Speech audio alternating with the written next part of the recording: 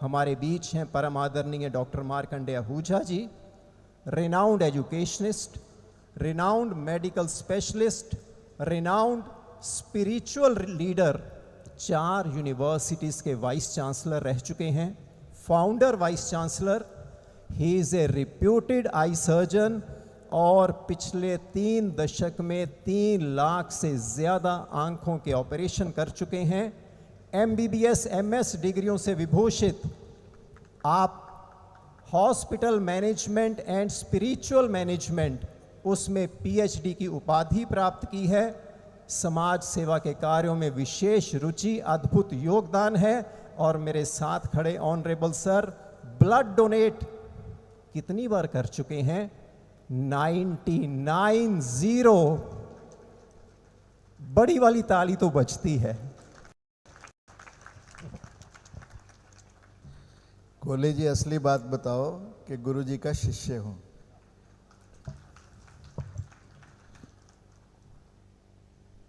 हम सबके प्रेरणा स्रोत, हम सबके वंदनीय, हम सबके पूजनीय,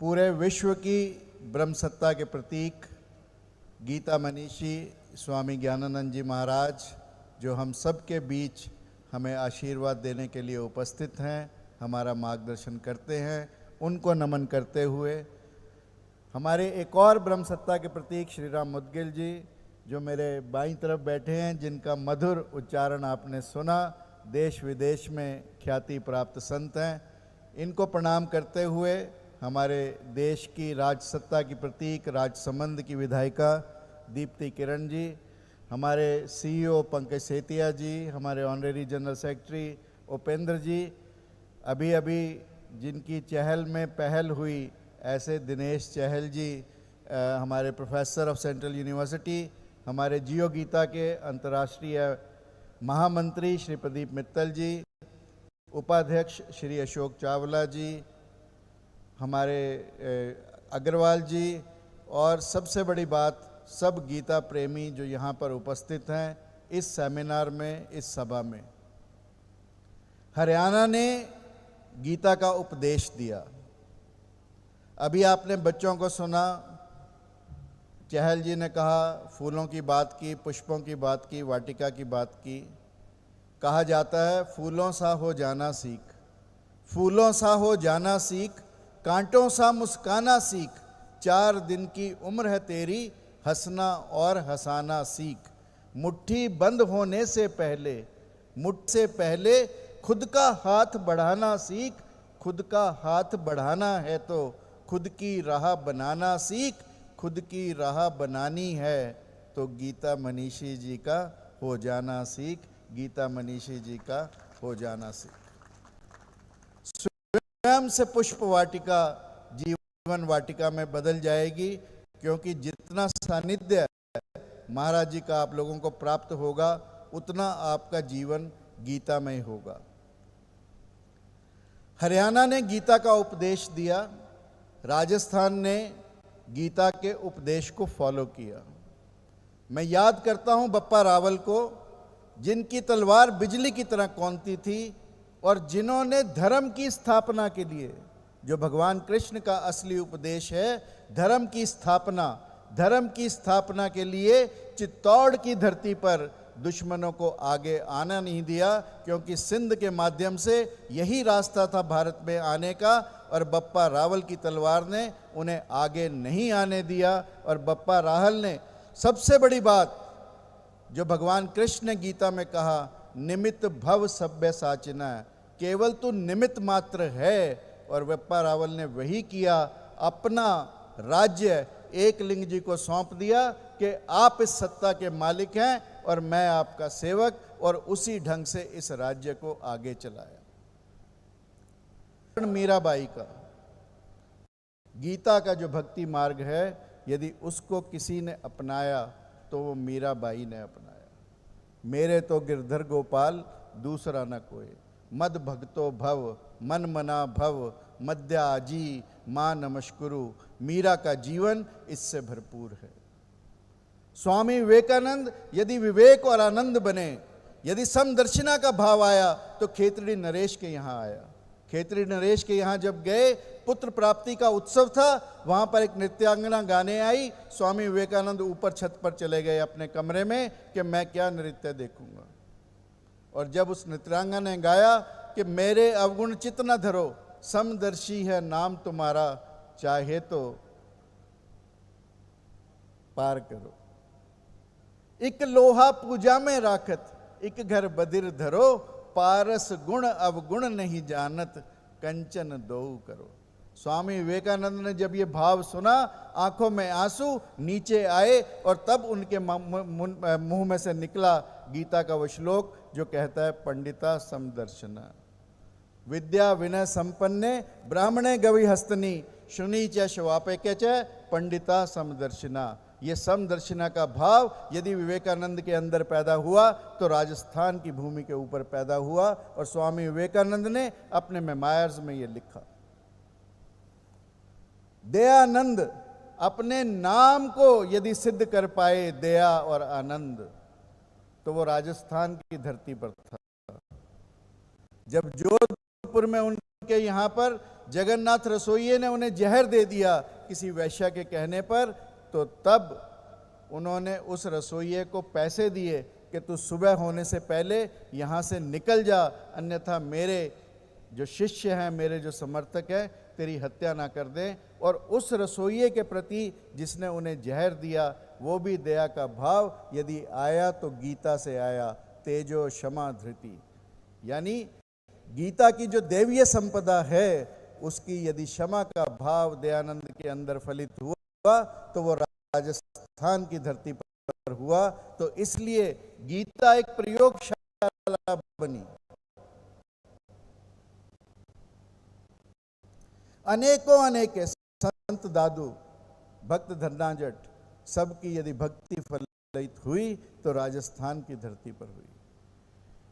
हम अक्सर पढ़ते सुनते हैं कि जिसकी कृपा से पंगु गिरी लांग जाते हैं, जिसकी कृपा से मूक बोलने लगते हैं। ये श्लोक हम अक्सर पढ़ते हैं, मूकम वाचालम, यानी मुंह जो बोल नहीं सकता वो भी बोलने लगता है। वो किसकी कृपा से?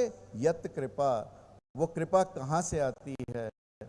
वो कृपा गीता से आती है, गीता के माध्यम से आती है। याद करो अरुणिमा सिन्हा को, जिसका एक पैर कट गया, यानी सोने की चेन उसने डाली थी, रेलगाड़ी में खींच रहे थे गुंडे और उसको वहां पर उसने रेजिस्ट किया तो उसे नीचे फेंक दिया गया, उसका पांव कटा।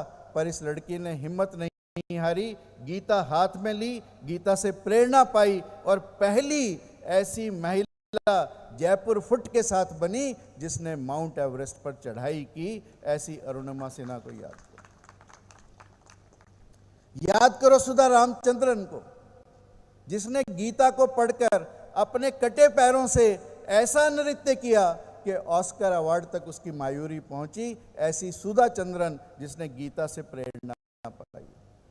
अनेकों ऐसे लोग हमारे भारत के बिल्कुल ब्लाइंड, टोटली ब्लाइंड, 3 साल की उम्र में जो अंधे हुए, वेद टंडन न्यूयॉर्कर टाइम्स के सबसे बड़े लेखक बने, 40 साल तक वहां लिखते रहे। और उसके बाद जो उनकी सबसे बड़ी कृति, जिसने पूरे पश्चिम को गीता के बारे में बताया, दी एपिफेनी, यानी आपको तुरंत सिद्धि कैसे मिलती है, तुरंत गहरी आध्यात्मिक अनुभूति कैसे होती है, ये बताया वेद टंडन ने पश्चिम के लोगों को। क्योंकि गीता कहती है कि जब श्रद्धावान लभते ज्ञानम तत्पर संयत इंद्रिय ज्ञानम प्राप्तम परम शांति आपनोति, अचिरेण अचिरेण, बिना किसी तेज, बिना किसी देरी के, अचिरेण परम शांतिम अधिगच्छति। यदि किसी को तुरंत गहरी अनुभूति चाहिए तो उसे गीता को पढ़ना चाहिए। और केवल भारतीय लोगों ने नहीं, यदि आप लोग सोशल मीडिया पर हैं तो आप देखेंगे कि एक व्यक्ति जिसके दोनों हाथ नहीं है, दोनों पैर नहीं है, निक विजोसिक, उसका नाम है, मोटिवेशनल स्पीकर है इस दुनिया का, 85 देशों में अपने भाषण दे चुका है और वो गीता के सभी उदाहरण देता है। यह है निक वुसोसिक, जिसने पूरी दुनिया में बिना पैरों के, बिना हाथों के प्रेरणा देने का काम किया। और यदि आप खेलों में हैं तो जोकोविच 24 ग्रैंड स्लैम पाने वाला खिलाड़ी जब 2017 में इंजरी हुई तो केवल और केवल गीता के माध्यम से प्रेरणा को पाया और फिर दोबारा से ग्रैंड स्लैम जीते। ऐसी गीता जो मूक को बुलवा सकती है, अंधे को दिखा सकती है और जो पंगु है उसको चला सकती है, ऐसी गीता मैया को याद करने के लिए, उनसे प्रेरणा पाने के लिए हम सब यहाँ पर एकत्रित हुए हैं। और यदि हम कुछ संदेश यहाँ से ले पाएँ, चाहे एक शब्द, चाहे एक लाइन, तो हमारा जीवन निश्चित रूप से क्रांतिमय होगा। मरना हम सब ने है। मरने और जीने के बीच में हम क्या करते हैं, that is very very important. और इसलिए पूरी बात को लंबा ना करते हुए 4 लाइनों से अपनी बात को समाप्त करूंगा। कहते हैं इक मरना कुन्या दा मरना। कुन्या मीन्स चंद्रमा। हर थां चानन कर दिंदा। इक मरना नुस्यां दा मरना। कुप अंधेरा कर दिंदा। जब सूरज डूबता है तो अंधेरा हो जाता है। इक मरना फुल्लां दा मरना। हमने फूलों की बात की। इक मरना फुल्लां दा मरना। हर थां खुशबू पा दिंदा। हर जगह पर खुशबू फैला देता है। इक मरना कंडियां दा मरना। शूल कलेजे पा दिंदा।